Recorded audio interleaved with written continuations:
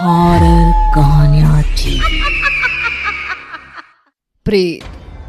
जिंदगी किस वक्त अपना रुख बदल लेगी ये कोई नहीं जानता। कब फूलों से भरी बगिया उजड़कर खाक हो जाएगी, कब मैदान बंजर रेगिस्तान हो जाएगा और कब खुशियों से भरी जिंदगी मायूस हो जाएगी, ये कोई नहीं जानता।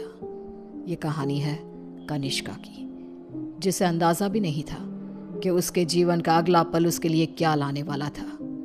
एक ऐसा अंधेरा जो हमेशा के लिए उसकी खुशियों को खा जाने वाला था। मम्मा, तुम कब से तैयार हो रही हो और कितनी देर? जल्दी चलो ना, हम लेट हो जाएंगी। अभी आई लाडो, बस 2 मिनट, साड़ी तो पहनने दे। लगता है आप भूल गई है कि आज मेरी कॉन्वोकेशन सेरेमनी है और मैं फर्स्ट आई हूँ। आज के दिन मैं लेट नहीं हो सकती मम्मा। इसीलिए तो समय लग रहा है लाडो। जिसकी बेटी फर्स्ट आई है उसे तैयार भी तो फर्स्ट क्लास होना पड़ेगा ना। कनिष्का बचपन से ही पढ़ाई में बहुत तेज थी। हमेशा फर्स्ट आना, एक्स्ट्रा करिकुलर एक्टिविटीज में पार्टिसिपेट करना और अपने घर वालों का नाम रोशन करना, ये सब उसके लिए आम था। हड़बड़ाते हुए अपनी मम्मी और पापा के साथ कनिष्का अपने कॉन्वोकेशन में चली जाती है। I must say, Mr. and Mrs. Verma, you are very lucky जो आपके घर इतनी होनहार बच्ची पैदा हुई, वरना इस उम्र में तो अक्सर लड़के और लड़कियां भटक जाते हैं। पर कनिष्का दिन रात अपनी पढ़ाई में लगी रही और आज उसने हमारे कॉलेज का नाम पूरे स्टेट में रोशन किया है। स्टेज पर जाकर कनिष्का अपनी डिग्री लेती है। उसके लिए आज का दिन बेहद खुशी का था और वो इस पल को हमेशा के लिए कैद कर लेना चाहती थी। चारों तरफ खुशी का माहौल था। तभी कनिष्का की फ्रेंड्स उसके पास आती हैं। कनिष्का, इस बार तो हमें पार्टी चाहिए। हर बार तू बचकर निकल जाती है। अरे कौन सी मेरी जॉब लग गई है, इतनी भी बड़ी बात नहीं हुई है। अब बस लंदन यूनिवर्सिटी में मेरा एडमिशन हो जाए, तब पार्टी पक्की। तुम लोग कनिष्का की बातें तो रहने ही दो, मैं दूंगी पार्टी। आफ्टर ऑल कॉलेज की डिग्री मिल गई है मेरी बच्ची को। She is a graduate now.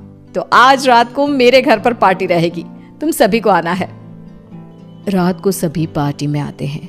सभी बच्चे नाच कूद रहे होते हैं। तभी कनिष्का खिड़की पर जाकर बाहर देखती है, जहां सामने के घर की छत पर बैठी एक औरत उसे लगातार घूरे जा रही थी।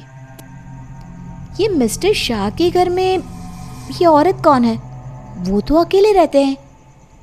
तभी वहां कनिष्का की फ्रेंड आ जाती है।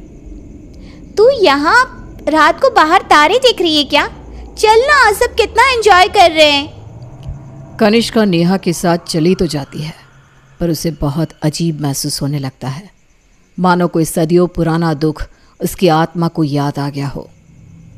ये अचानक मुझे रोने का मन क्यों कर रहा है? और ये स्मेल कहाँ से आ रही है? मम्मी, लगता है कोई पार्टी में नॉनवेज ले आया है। Are you gone mad, Kanishka? We all know कि तुम्हारी फैमिली वेजिटेरियन है। तो ये सड़ी हुई मछलियों का गंध कहाँ से आ रहा है? क्या मजाक है ये कहकर कनिष्का जोर जोर से चीखने लग जाती है। कनिष्का की आवाज सुनकर गौतम वहां आता है। ड्रामा मत करो कनिष्का, बस इसी कारण से ही मैं पार्टी वार्टी पसंद नहीं करता।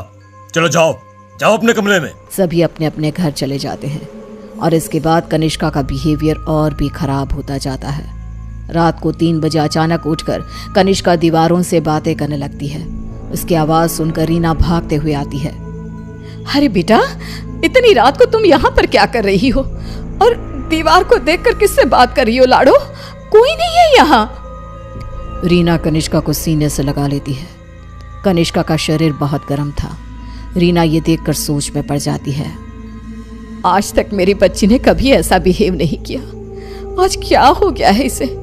शाम तक तो बिल्कुल ठीक थी और अब अचानक इतना तेज बुखार, ये सब क्या हो रहा है? रीना भागकर थर्मोमीटर लाती है और कनिष्का का टेम्परेचर चेक करती है, पर उसका टेम्परेचर बिल्कुल नॉर्मल था। ऐसा कैसे हो सकता है? ये सब क्या हो रहा है? अचानक मेरी बेटी को किसकी नजर लग गई? रीना अपनी बेटी के साथ ही सो जाती है और अगली सुबह डॉक्टर को बुलाती है, पर डॉक्टर के टेस्ट के बाद भी सब कुछ नॉर्मल ही निकलता है। अब ये क्या नया लफड़ा आ गया है? एक और नया खर्चा।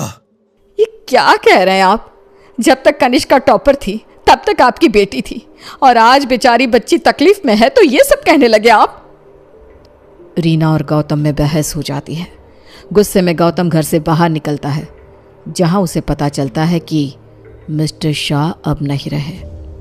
वो घर आकर कनिष्का के पास बैठी रीना को इस बात की खबर देते हैं, जिसे सुनते ही अब तक सोई कनिष्का अचानक मुस्कुराने लगती है और भागती हुई अपनी अलमारी खोलती है और सारे सामान को बाहर बिखेर देती है। क्या ढूंढ रही है बेटा, मुझे बता लाडो। इतने में कनिष्का के हाथ कैंची लग जाती है, जिसे लेकर वो अपने सर के सारे बाल काटने लगती है। मिल गया मम्मा, मिल गया। ये क्या किया तूने? अरे क्या हुआ है लाडो तुझे? मुझे बता, तूने कल से कुछ खाया भी नहीं। कुछ खा ले बेटा, कमजोर हो जाएगी। पेट भर गया है। कितनी उल्टियां भी की मैंने, पूरे के पूरे शाह को खाकर बैठा हूं मैं। खाकर बैठा हूं? ये सब क्या कह रही है तू? बाथरूम में जाकर देख ले। रीना बाथरूम में जाती है, जहां बेसिन में नीले रंग की उल्टी थी, जिसमें मांस के टुकड़े थे, जिसे देखकर रीना को भी उल्टी आने लगती है। वो भागकर वापस कनिष्का के कमरे में आती है। सुनिए जी, हमें जल्द से जल्द कनिष्का को किसी पंडित जी के पास ले जाना होगा। ये कुछ और ही है। आज के जमाने की होकर तुम ये सब क्या कह रही हो? ऐसा कुछ नहीं होता। गौतम अपनी पत्नी की बात को इग्नोर कर देता है।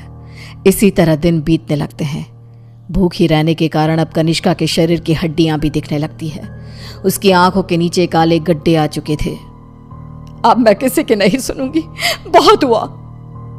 रीना अपनी जान पहचान के एक पंडित जी को अपने घर पर लेकर आती है, जो कनिष्का की हालत देखकर ही समझ जाते हैं। बच्ची की हालत बहुत खराब है, इसे मैं नहीं संभाल पाऊंगा। ये मेरे गुरुजी ही कर सकते हैं, जो कुछ ही दिन पहले साधना के लिए हिमालय जा चुके हैं। रीना हर तरफ हाथ पैर मारती है कि कहीं कोई रास्ता दिख जाए। फिर उसे घोस्ट कैचर के बारे में पता चलता है। डूबते को तिनकी का सहारा समझ रीना उनकी टीम को भी अपने घर पर बुला लेती है, और वो लोग कनिष्का से पूछताछ शुरू कर देते हैं। क्या आई हो तुम और कौन हो? कितनों के नाम बताऊं?